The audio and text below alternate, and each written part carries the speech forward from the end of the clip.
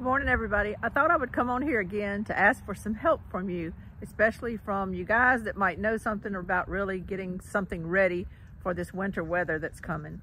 I'm here in South Louisiana. Hadn't really got to us yet, but it's coming today. It's about 11 o'clock in the morning right now, and we're supposed to reach our high of 46 by like 1 to 2 o'clock. And after that, we're going down. By 5 o'clock this evening, we'll be at 38. By midnight, we're already in the 20s.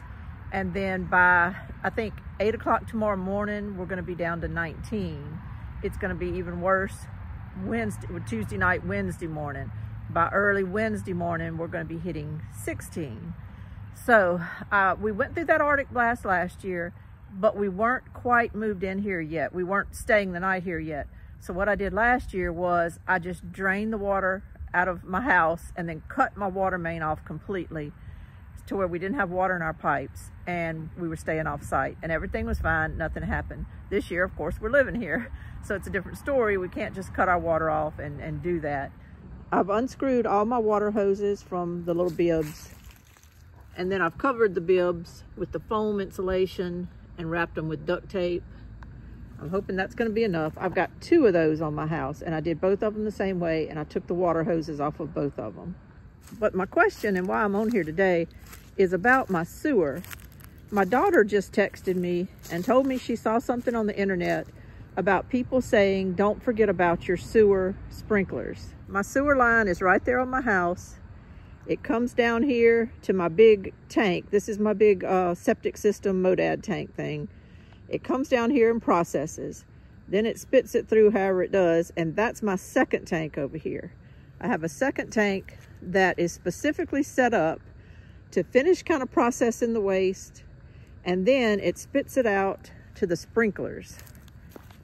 Now these poles aren't my sprinklers, that's just marking my sprinklers. But the sprinklers are down there. The little purple thing down there, that's my sprinkler. And I actually have 3 of them. They put them about 40 foot apart. That's my second one there. And over there is my third one. It's hard to see, no point walking to show it. It looks the same as the other ones. So I've got 3 of those purple sprinklers in my yard that go across my yard. Now, this is what I told my daughter, and I'm wanting to see if my thinking is right on this. If it's not, I need to know now. I need to know before this evening if possible. I'm gonna try to put this video up real quick. My thinking is that I don't need to be stopping up these sprinklers. They go off all day long. They go off every few many hours. I don't know exactly the schedule. It depends on the load you're putting on them from the water coming out of your house. If you're gone all day, I imagine they don't run very much. But if you're home all day and you're using the bathrooms and you're washing clothes and doing everything to where water's coming out of your house, they go off a lot. I see them go off all the time. I feel like the only way to shut these down would be to shut my whole sewer system down, because this is the end output. This is where it sprays that final product. So that means I would have to unplug that motor. Is my thinking right on that? I would have to unplug that motor, which I could do. I could walk over there right now and unplug it. Okay, so that motor's unplugged. But then my regular Modad would still be processing waste here and sending it to that one, which would in turn be sending it to the sprinklers, except it wouldn't because I had unplugged it. So then this one is going to fill up. So I could also turn this one off to where it wouldn't send anything, but that would involve going about right there under my trailer, towards the end of my trailer, and unplugging my aerator. That's the only way to shut this whole system down. That's the only way to shut the whole system down. And I still would have water coming out of my house, because we're going to be using the toilets and we're going to be running the sink and, you know, doing things. And so I would have water coming out of my house with no processes turned on to deal with it. I feel like water in motion will stay in motion. So what my thinking was, is I'm not washing clothes during the day today. I'm saving all my clothes that I need to wash. And I was thinking I was gonna wash them late this evening. We're supposed to be in the 20s late tonight, so I thought I would wash clothes kind of late. That's got hot water in it and all too, and keep that water flowing through here.